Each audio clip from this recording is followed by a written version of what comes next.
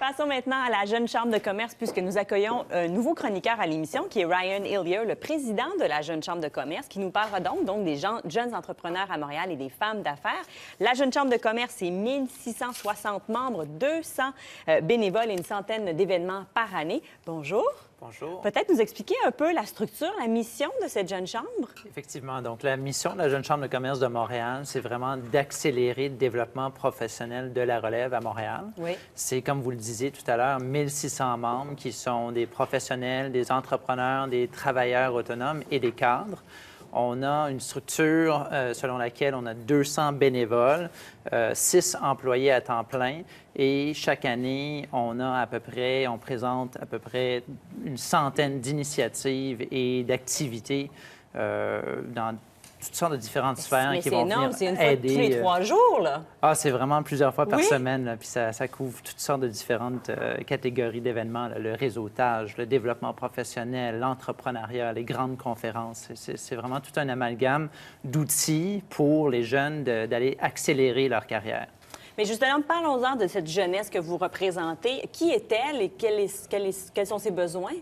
Alors, la jeunesse d'aujourd'hui est vraiment intéressée à développer ses compétences, mais aussi à développer ses connaissances, c'est-à-dire connaissances dans le sens de son grand réseau là, professionnel.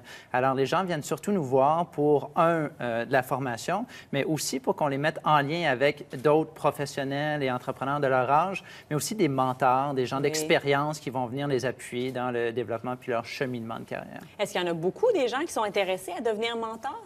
Absolument. Chaque année, on a en fait un programme de mentorat formel où on a 2 cohortes, une à l'automne, une à l'hiver, où on a à peu près 50 mentors qui viennent mentorer des plus jeunes là, dans toutes sortes de différentes industries, puis à différents stades de carrière aussi. Et c'est intéressant aussi parce que cette génération Y-là, oui, veut s'engager, mais le fait toujours aussi dans un but d'améliorer ses compétences professionnelles. C'est pas nécessairement un bénévolat qui vient spontanément du cœur. Il y a aussi un intérêt au niveau de la carrière. Non, effectivement, il y a une récente étude de Deloitte qui a été publiée, puis c'était très intéressant parce qu'on voyait que les jeunes, quand ils recherchent, disons, le travail parfait, ils vont, aller vers une organisation, une entreprise qui a une mission puis une cause qui leur ressemble, mais ils vont aussi viser un endroit où le produit ou le service est offert de façon excellente. Ils vont viser vraiment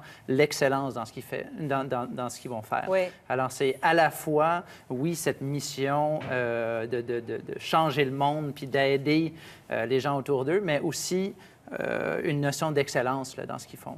Et donc, j'imagine que ça aussi, ça fait une différence par rapport au milieu de travail. Absolument. Je pense que le milieu de travail dans lequel les jeunes vont évoluer est appelé à changer, puis à se transformer de jour en jour. Puis on le voit dans toutes les entreprises à Montréal que, heureusement, les dirigeants d'entreprises écoutent la relève, puis l'aident à se sentir confortables dans ce qu'ils font. Puis je pense que ça, c'est les entreprises et organisations qui vont avoir le plus de succès. C'est quand ils vont être à l'écoute, justement, de ces jeunes employés qui progressent dans l'entreprise. Ce choc des générations qui se passe bien. Absolument. Votre chambre est presque centenaire. Oui, effectivement. Ça a été créé en 1931 par un groupe d'élèves masculins des HEC, avec des hommes d'affaires aussi. Aujourd'hui, on voit qu'on a un membership qui a tellement évolué vers quelque chose de vraiment diversifié. Je pense juste à mon comité de gestion qui est fait de 10 vice-présidents différents. 80 de ces vice-présidents-là, aujourd'hui, sont des femmes. Moi, c'est quelque chose qui vient particulièrement me chercher. Puis je trouve ça extraordinaire que moi, cette année, je n'ai pas dit, je veux un comité de gestion qui va être rempli 50 de femmes, 50 d'hommes. Ça s'est fait tout naturellement.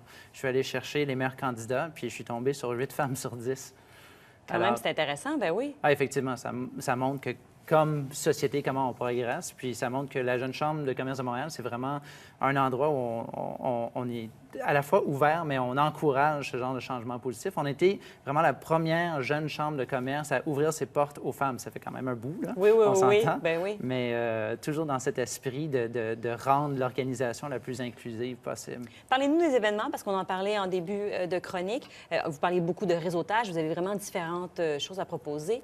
Effectivement. Donc, sur le volet réseautage, chaque mois, on présente un 6 à 8 dans des lieux exceptionnels à Montréal où les gens peuvent venir réseauter. Entre autres, vous êtes allé chez Burks. On était chez Burks le mois dernier. Oui. On était au Cirque Éloise avant ça. On s'en va dans des endroits intéressants par la suite. C'est 300 à 400 personnes qui viennent réseauter chaque mois. Wow, c'est énorme, hein? Oui. Ben oui. On a aussi plusieurs programmes de formation pour les jeunes, dont notamment, je prends un exemple, le réseau des jeunes administrateurs qui outille la relève pour pas seulement siéger à un conseil d'administration, mais contribuer vraiment à l'essor de l'organisation où est-ce qu'il siège. Oui. On a des grandes conférences, c'est nos causeries. On a accueilli, par exemple, en début d'année, Alexandre Bilodeau, double champion olympique, et Julien Brisebois, directeur général adjoint du Lightning de Tampa Bay, qui sont venus parler du sport, sont venus parler de développement de carrière, le tout animé par Mathias Brunet de la Presse. Oui. Par ailleurs, on a notre grande activité annuelle qui s'appelle Arista. C'est le concours provincial qui vient souligner les meilleurs talents à travers le Québec de moins de 40 ans. Cette année, on vient de fermer la période des candidatures. 500 candidats de partout au Québec qui se réunissent au mois de mai à l'hôtel St. James pour justement une grande soirée de reconnaissance. On pourra en reparler d'ailleurs de ces gagnants éventuellement. Effectivement.